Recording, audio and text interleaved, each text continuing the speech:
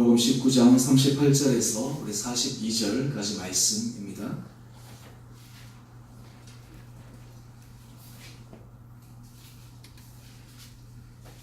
요한복음 19장 우리 38절에서 우리 42절까지 말씀, 저와 여러분이 한 절씩 교독하도록 하겠습니다. 아리마대 사람 요셉은 예수의 제자이나 유대인이 두려워 그것을 숨기더니 이일 후에 빌라도에게 예수의 시체를 가져가기를 구하매 빌라도가 허락하는지라 이에 가서 예수의 시체를 가져가니라.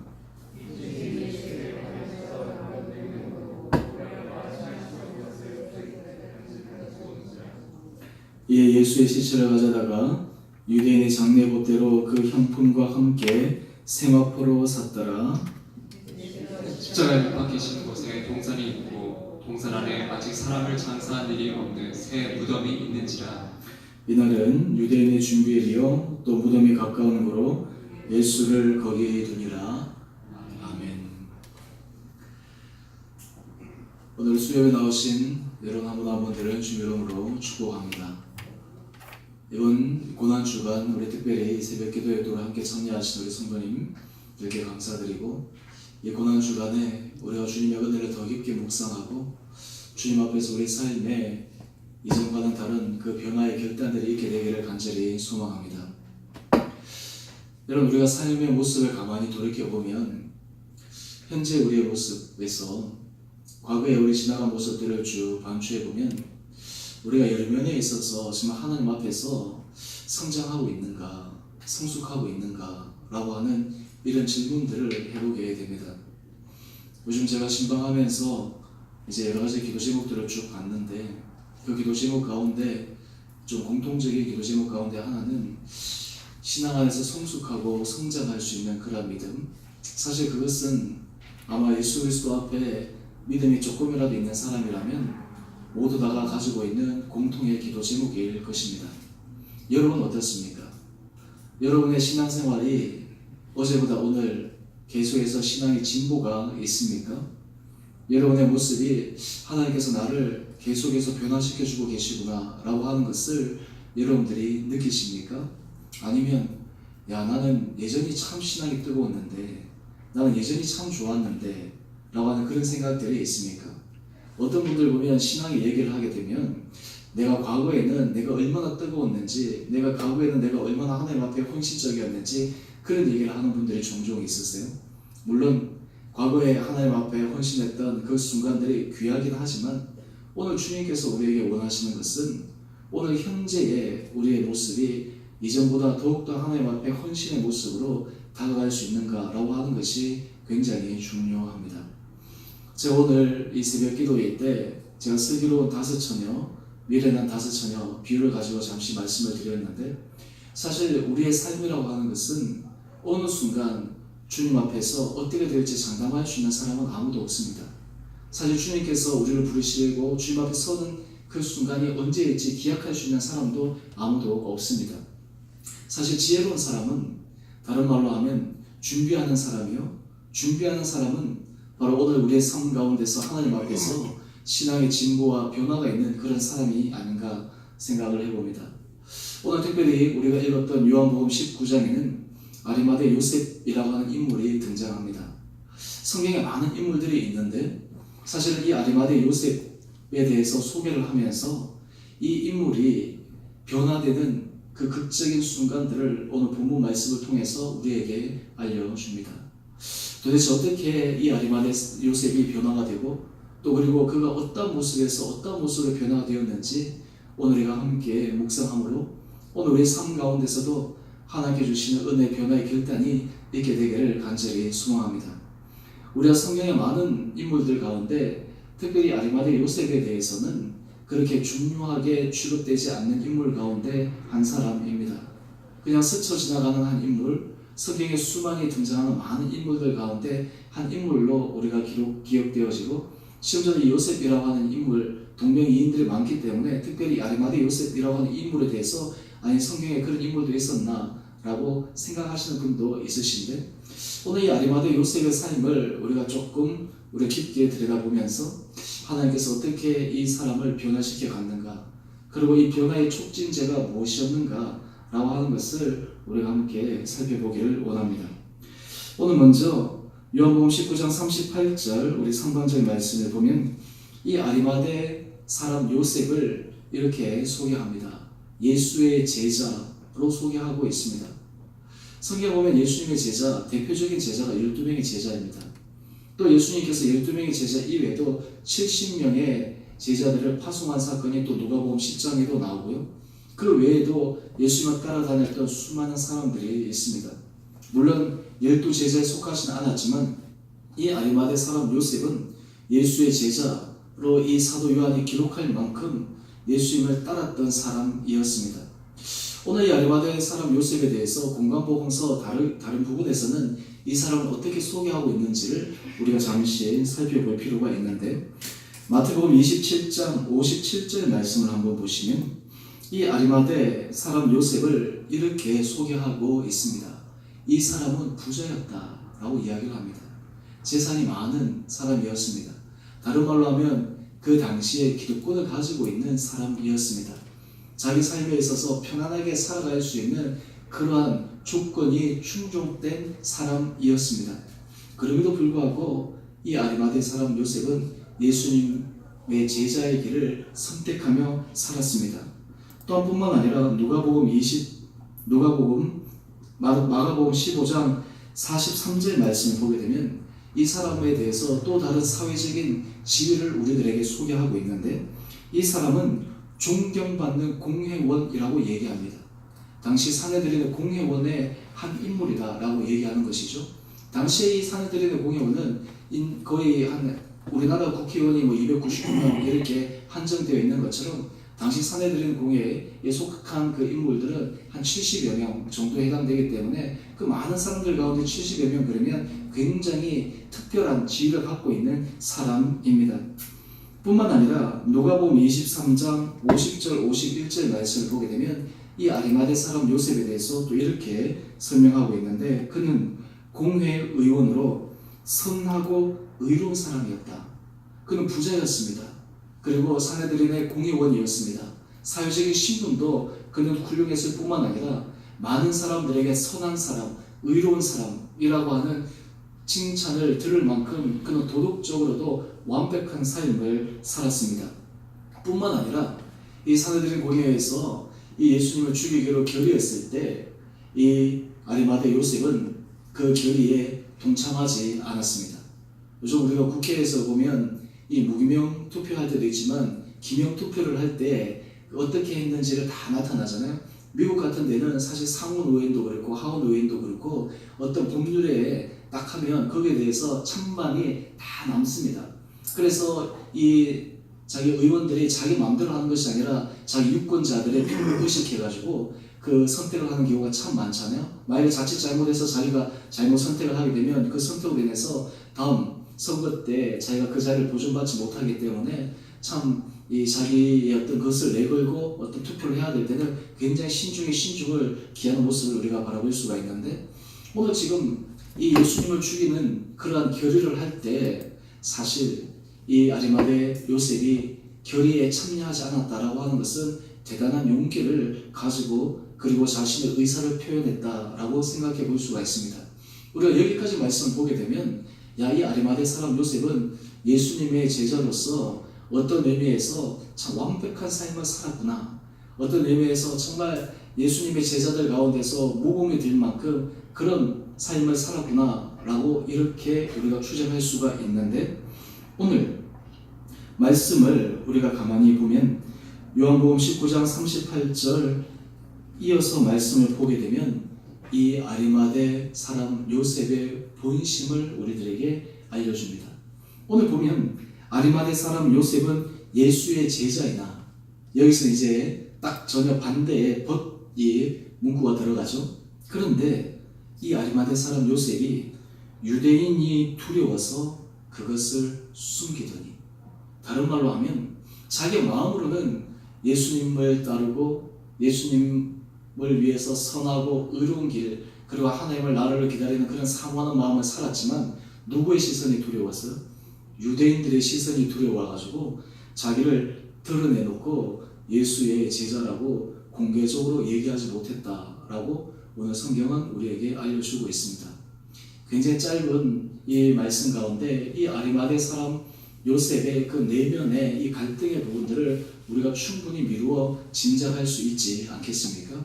자기는 분명히 마음으로는 예수님을 따라가는 길이 복된 길이라는 것을 너무너무 잘 알고 있습니다. 근데 자기 지위적으로 공회원이고 부자고 사람들에게 칭찬을 받고 칭송을 받고 있는 그런 와중 속에 그것을 만약에 드러내놓고 얘기를 하게 되면 자기의 삶 가운데서 불이익을 당할까라고 하는 두려움이 이 아리마대 사람 요셉 가운데 있었다라고 하는 것입니다. 그렇기 때문에 어떤 의미에서 이 아리마대 사람 요셉은 예수의 제자이긴 했지만 자기가 공개적으로 예수님의 모습 그리고 예수님의 길을 따라가겠다라고 천명한 것이 아니라 어떤 의미에서는 소극적인 자세로서 예수님의 길을 따라가고 있는 모습을 이 아리마대 사람 요셉을 통해서 우리에게 보여주고 있습니다. 오늘 우리가 그리스도를 믿는 사람들 가운데 이 아리마대 사람 요셉과 같은 이런 스탠스를 취하는 많은 사람들을 우리는 발견합니다. 마음으로는 심정적으로는 내가 예수님을 따르고 예수를 믿습니다 라고 고백은 하지만 실제로 자기가 그것을 공개적으로 표명을 했을 때 거기에 따르는 불이익, 거기에 따르는 사람들의 차별, 거기에 따르는 사람들의 차가운 그 시선을 견디내기가 어려워서 사회적인 자기의 지위와 사회적인 어떤 자기의 어떤 명성에 그것을 함께 타협하고자 예수님의 길을 걸어가는 그것을 숨기는 그런 사람들의 모습도 우리 가운데 있습니다. 근데 비단 이 아리마대 사람의 요셉이 오늘 이러한 모습을 살아갈 때 우리 주변에서 소극적으로 살아가는 그런 사람들도 있지만 그렇다면 우리들도 이런 아리마대 사람 요셉처럼 이런 소극적인 삶을 살아가는 경우는 있지 않는가라는 생각을 해봅니다. 여러분들은 어떻습니까? 여러분들의 삶 가운데서 나는 예수의 사람입니다. 나는 예수님을 따르는 제자입니다. 라고 하는 것을 정말 공공연하게 공개적으로 우리가 당당하게 그 길을 우리가 사람들에게 천명하면서 걸어가는 그런 삶을 살 때도 있지만 때로는 어떤 부분에 있어서 우리가 주저주저하는 그런 모습들도 있게 됩니다. 그러면서 내면적으로는 갈등을 할 거예요. 왜 내가 이 당당하게 그런 모습대로 살아가지 못할까?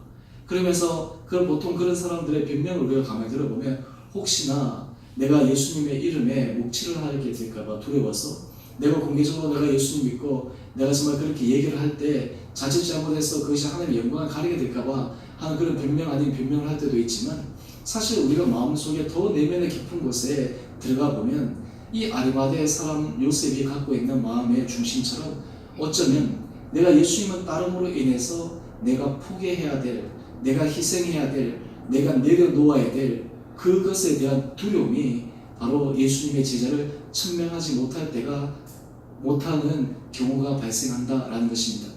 여러분 우리가 삶을 살아가면서 우리들에게 있어서 참 이 두려움, 예수 그리스도의 분명한 제자로서 하나님의 사람이다라고 하는 것을 공개적으로 천명하지 못한 것 가운데는 우리에게 깊은 두려움이 자리 잡고 있습니다. 그 두려움이 무엇입니까? 바로 혹시 이것으로 인해서 내가 손해보면 어떡하지? 내가 이것으로 인해서 내가 불이익을 당하면 어떡하지? 사실 우리가 요즘 신앙생활을 함에 있어서 어떤 의미에서 예수 그리스도의 십자가의 길을 따라간다라고 할 때 주님께서 나를 따라오려면 자기 십자가를 지고 따라올 것이라 라고 이렇게 말씀을 하시는데요.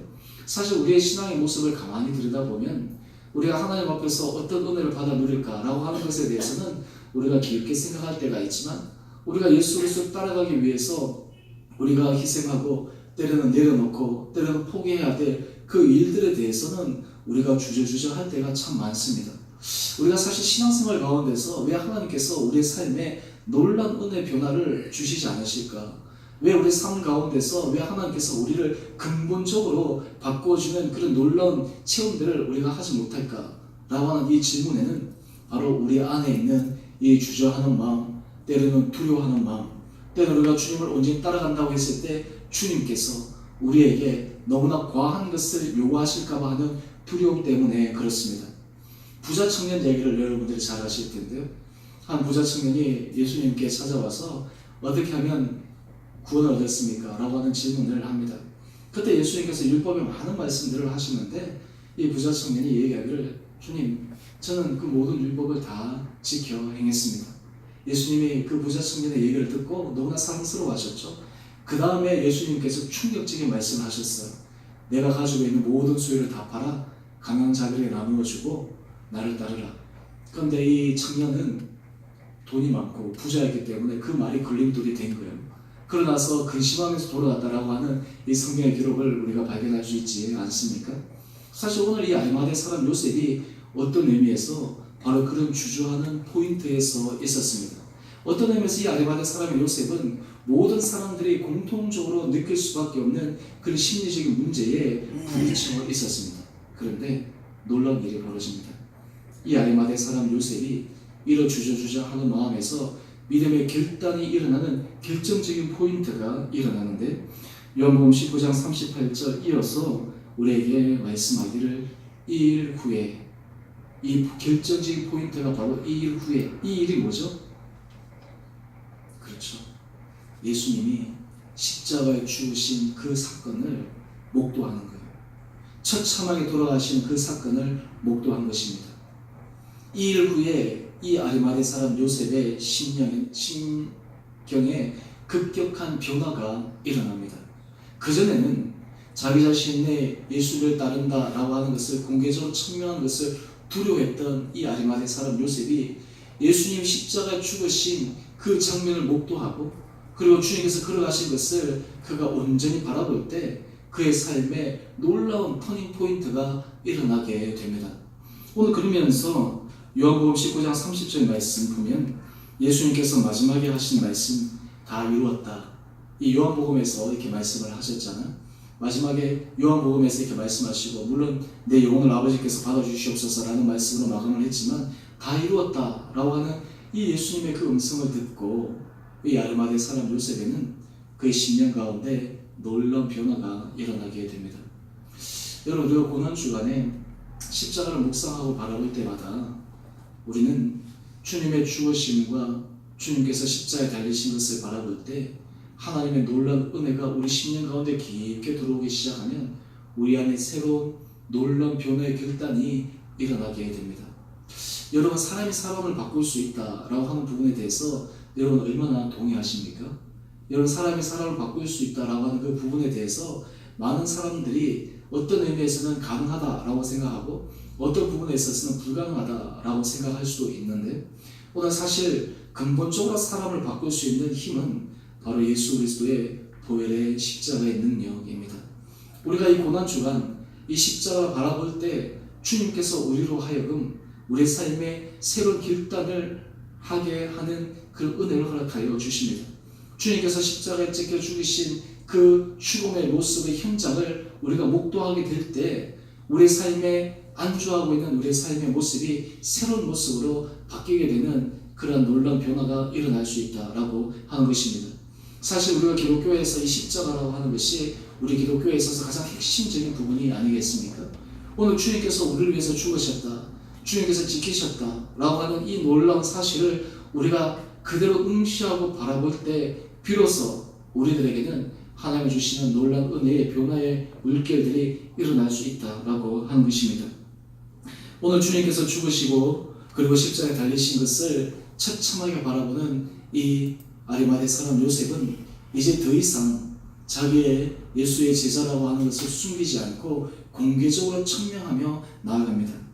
요한복음 19장 38절 이어서 보게 되면 그는 빌라도에게 찾아갑니다. 그리고 얘기하기를 빌라도에게 예수의 시체를 가져가기를 구합니다.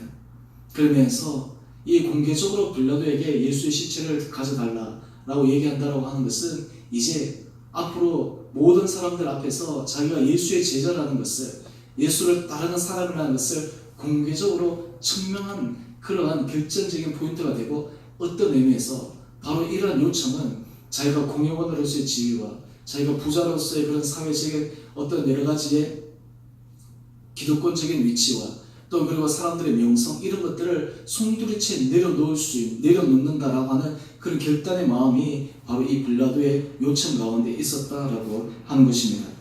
뿐만 아니라 요한복음 19장 40절, 41절 이하에 보게 되면 이 아리마대 사람 요셉은 부자였는데 아마 당시에는 요즘도 우리가 그렇지 않습니까?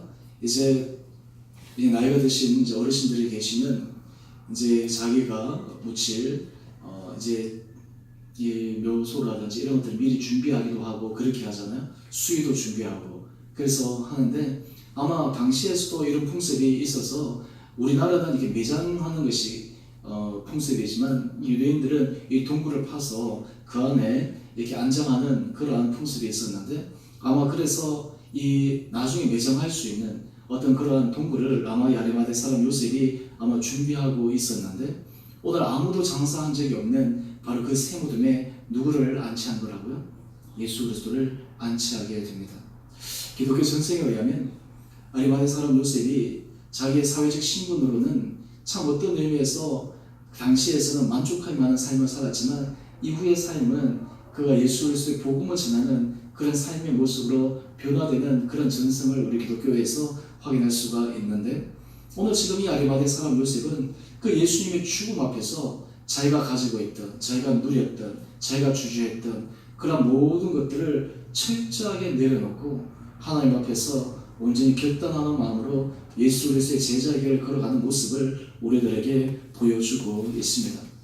오늘 우리가 이 고난주간을 맞이하면서 주님께서 우리들에게 질문하고 우리들에게 말씀하시는 것은 바로 이것입니다.